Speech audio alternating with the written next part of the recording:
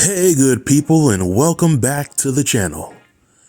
I just finished watching episode 2 for this season of Hell's Kitchen, and if I had to rate this episode on a scale of 1 to 10, I would give it a solid 7.5.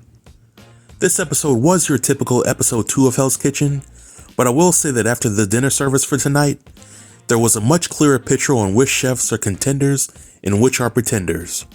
So over the course of this review, I'll talk about the highlights from the episode, as well as the chefs that were up for elimination, and I'll talk about my picks for which chefs are contenders and which are pretenders. So without any further delay, let's jump right in. This episode picks up where episode 1 left off. Gordon tells the chefs about the 2 punishment passes, and he tells them about the challenge which will determine who gets the punishment passes from each team.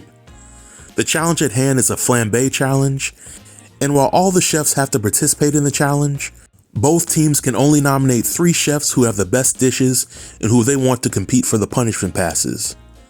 Now, there weren't really any bad dishes made in the challenge, but the issue at hand is whether there's a fair process when it comes to deciding who gets to compete for the punishment passes. In hindsight, I think that the 2 sous chefs should have nominated the 3 dishes from each team. But I think that the red team truly nominated who they felt had the best dishes, while the blue team tried to ice out Egypt because they simply did not like his outspoken personality. Which sucks because it seemed like Egypt is a talented chef.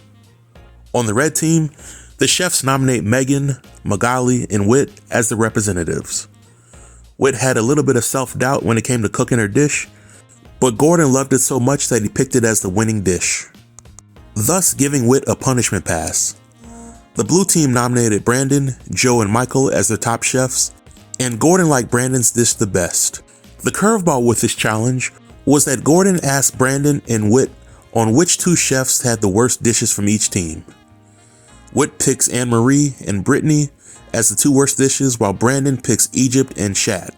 Gordon then tasted all 4 dishes, and he concluded that they were all pretty good and everybody was safe from elimination.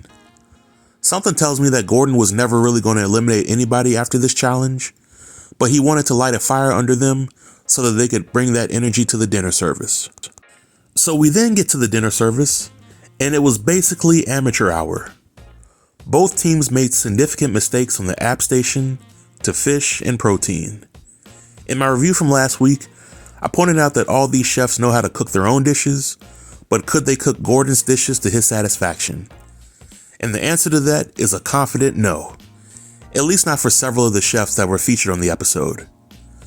Both teams made a ton of mistakes, and both teams got kicked out of the kitchen by Gordon. Now, I expected the chefs to struggle a little bit with Gordon's expectations, but I didn't expect it to be this bad this early on. But as the teams deliberate on who they would nominate for elimination, the red team settles on Amber and Magali, while the blue team settles on Shot and Michael. And I think it's very interesting that these chefs were nominated, because if you've seen my review from last week, I picked Amber, Magali, and Shot from my pretenders list, and I didn't give them any chance of making it to the black jacket round. For this dinner service, Amber had trouble cooking scallops or counting how many scallops she needed for the dish.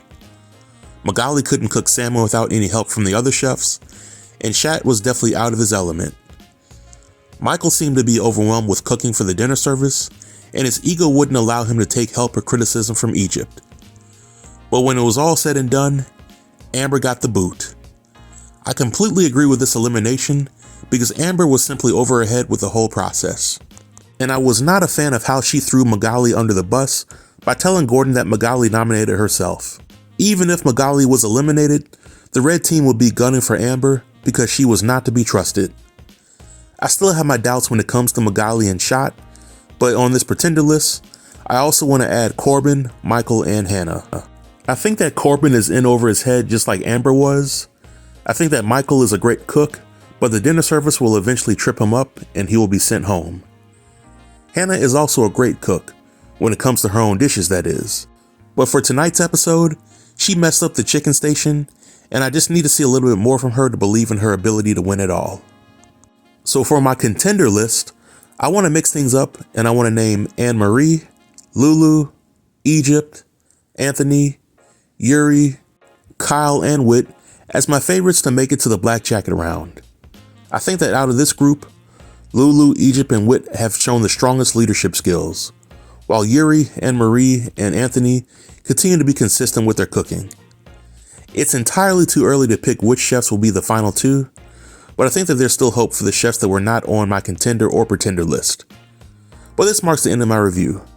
If you have any comments related to the review or the episode, feel free to leave them below in the comment section so that we can discuss the episode. Until next time, stay tuned and stay safe.